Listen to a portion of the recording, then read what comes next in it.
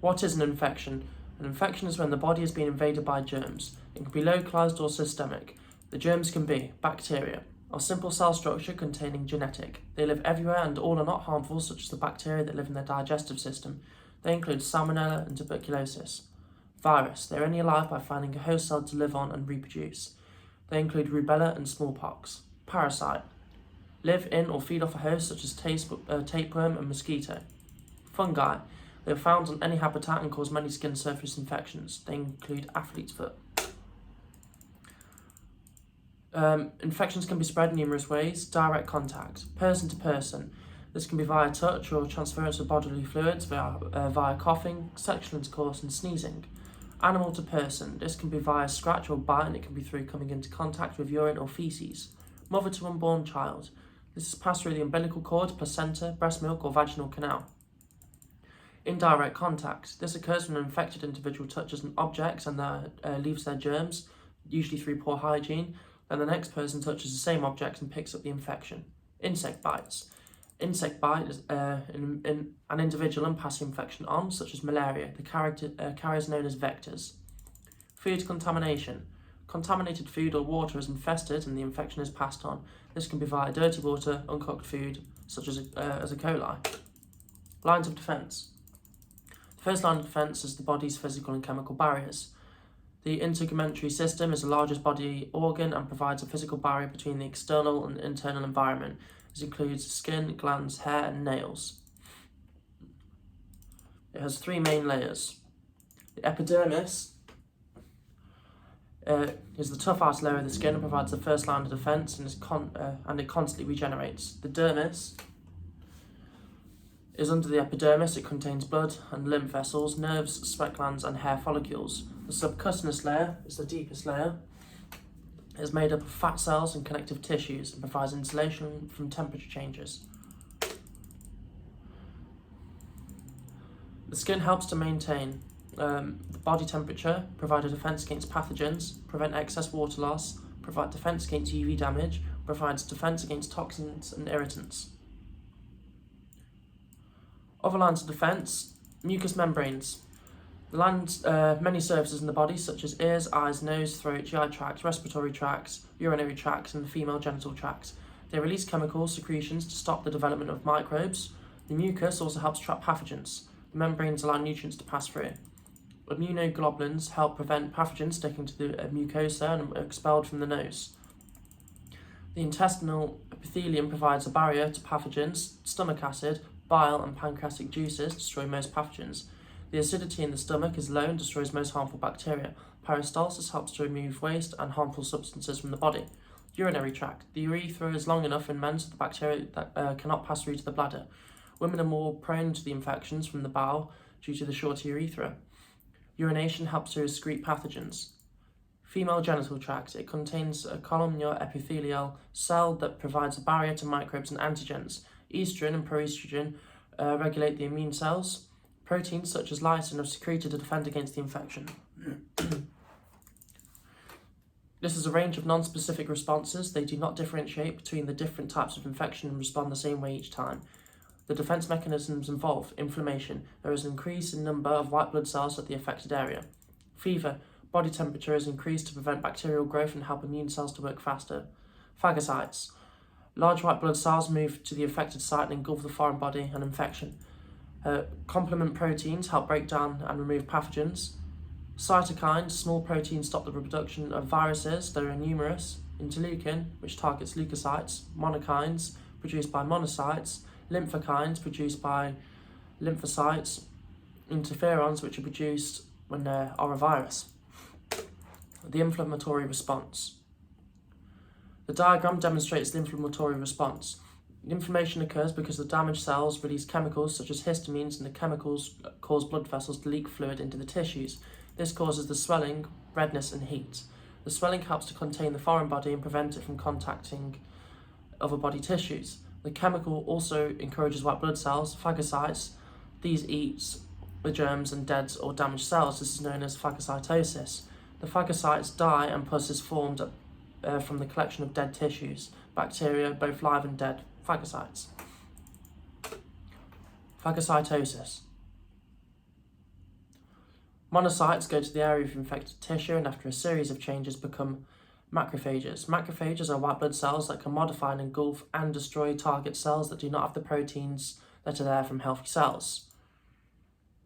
Neutrophils are white blood cells which also kill and digest bacteria and fungi. They also release cytokines to attract more immune cells.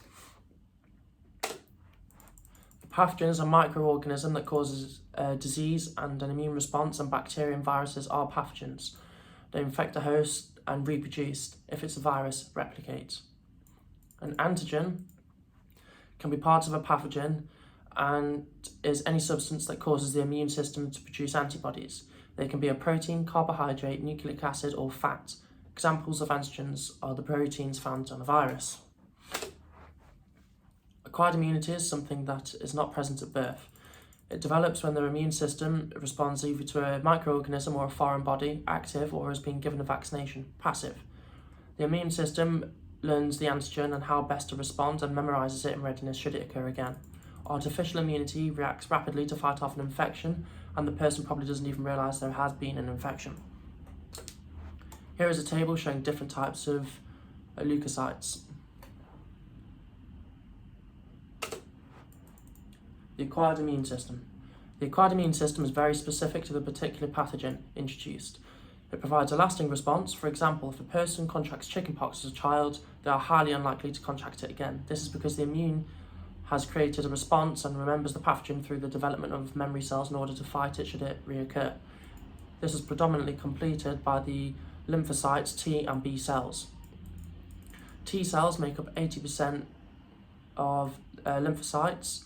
Called T cells as produced in the thymus. There are three types of T cells: cytotoxic T cells, suppressor T cells, and helper T cells. Antigen presenting cells, APCs, break down the foreign body and part of it is presented to the T cells to trigger a response. The ACPs also have a molecule on the surface which triggers the helper cells and in turn triggers the release of a large amount of T cells into the bloodstream to destroy the foreign body. T cells are triggered by substances and released to the blood, and B cells are triggered through contact with T cells. The functions of T cells are: activate B cells in their growth, activate cells that phagocytose those foreign bodies. During a viral infection, stimulate cytotoxic T cells, signal growth in cells such as eosinophils, macrophages, and other T cells.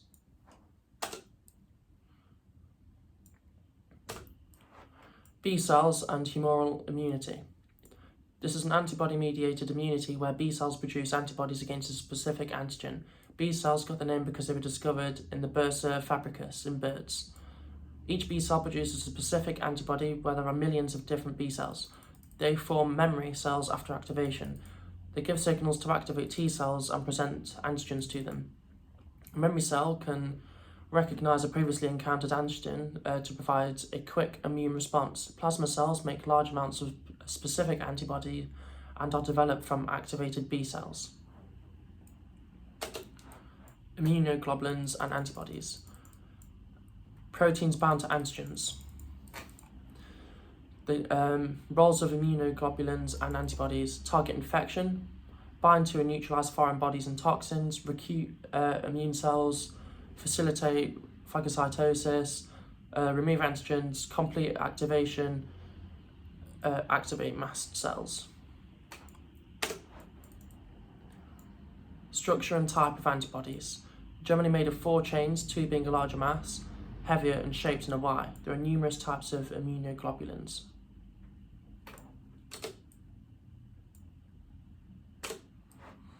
Recognizing self and non-self. The immune system is able to differentiate between self and non-self, thus preventing it attacking its own cells. The complexes 1 and 2, human leukocyte antigen gene complex, are what enables the immune system to have this differentiation. When new antigens are present, T and B cells are triggered. The level of the response is dependent on how different the antigen is to the self-antigen.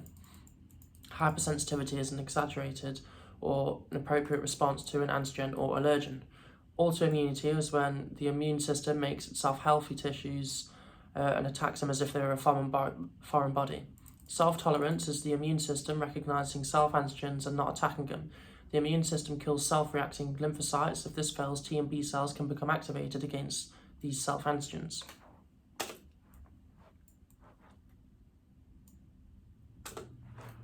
Rejecting transplanted organs.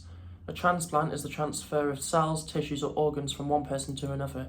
The immune system identifies any transplant as a foreign body and non-self and initiates an immune response. It is important to ensure that the transplant is a near match as possible to prevent the immune response and rejection. The only exact match will be from an identical twin. Monoclonal antibodies are given to reduce T cell attacks and thus rejection. 3 types of rejection are hyperacute, acute, and chronic. Autoimmune diseases. Rheumatoid arthritis, RA. This is a chronic inflammatory disease and predominantly affecting the joints, but can also affect the eyes, skin, lungs, and heart. Diagnosis. Blood test to identify inflammation, ultrasound, X-ray, MRI to identify RA and inflammation of synovial tissue, bone damage, narrowing of joint space, physical examination, and medical history. Effects on the immune system. The immune system attacks healthy joint tissue, synovial, predominantly in the joints. This can cause swelling in the joints and consequently pain. Effects on the body. The synovial tissue becomes inflamed, Pannus tissue develops, thickening due to diving synovial cells, cartilage and joint tissue damage. Sore, hot, swollen joints, many smaller joints such as the hands, but as the disease progresses, other joints may be affected. Joint stiffness. Joints can feel spongy when pressed. Other areas affected may include eyes, skin, lungs, heart, kidneys. Treatment, control symptoms, anti-inflammatory drugs, biologics, topical, pain relief. Positive lifestyle habits, dietary changes, relaxation. Flare-ups. Flare-ups can be triggered by many things such as stress, flu, injuries, surgery, certain foods. The flare-up can last from a few days to weeks and symptoms become much worse. Remission. There are times where the symptoms can reduce, you feel better and it feels like the RA has gone away. IBD. Definition. This is a group of disorders including the ulcerative colitis and Crohn's disease, which can cause severe inflammation of the GI tract or part of it. Crohn's affects any part of the GI tract from the mouth to the anus. Ulcerative colitis affects the colon and rectum. Diagnosis. Blood tests, stool examination, colonoscopy and endoscopy. Effects on the immune system. The immune system mistakes food as a foreign substance. It sets off an immune response and releases the antibodies to fight, causing IBD symptoms. Effects on the body. Abdominal pain, diarrhea, sometimes alternating with constipation, wind and bloating, mucus or blood in stool, upset stomach. It may also cause tiredness.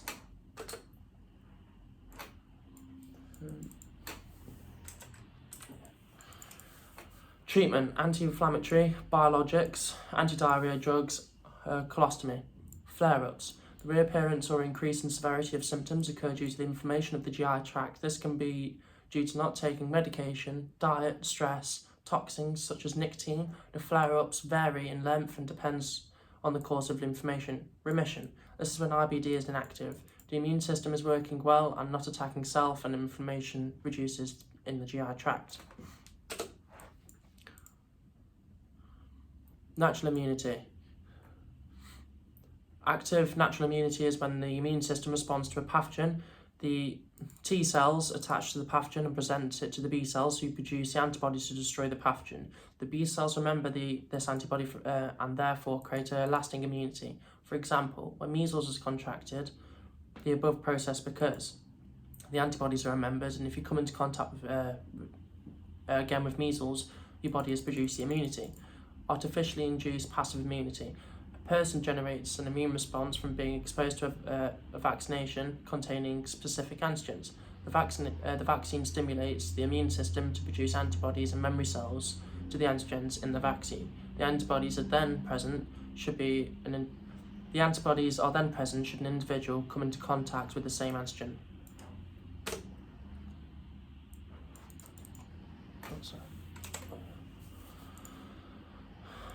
Passive immunity, passive natural immunity. This is when antibodies are passed from one person to another. This can occur via placenta, from maternal to fetal blood and breastfeeding. Eventually the child's own immune system will take over. Artificially induced passive immunity. This is acquired via injection or transfusion of antibodies made by another. This lasts only a few weeks as the antibodies break down and are not replaced by the individual's immune system. Vaccination is a weakened version of the pathogen which is given either orally or by injection to stimulate an immune response to develop antibodies, thus providing a long-term protection. They contain live and dead pathogens, fragmented parts and toxins produced by pathogens and are replicated by the body. Immunological memory. The immune system develops memory cells and responds quicker to the previously encountered pathogen. The primary response is when pathogens are encountered for the first time. B cells identify it and plasma cells produce the antibodies. Infection and symptoms may occur. Memory cells are made in readiness to respond to another encounter. The secondary response is when the pathogen is encountered again. It is not time dependent. A high amount of antibodies are produced and quickly and for longer to fight the pathogen without any symptoms occurring. Herd immunity. Disease and infection can be spread from person to person. Herd immunity is when a large number of the population or community is immune from a specific disease. Herd immunity occurs because if enough people are immune, the disease has nowhere to go or spread. It provides an overall protection and infection rates drop. Herd immunity can occur naturally or through a vaccination program. In a natural herd immunity, a large percentage of the community has been exposed to the virus and develop antibodies. Acquired herd immunity occurs through a vaccination program. The number of people requiring a vaccination or acquired herd immunity depends on the disease. Herd immunity does not protect against all vaccinated diseases. Tetanus is passed from person to person via a bacterial environment. Difficulties with herd immunity. Failure to produce an immune number.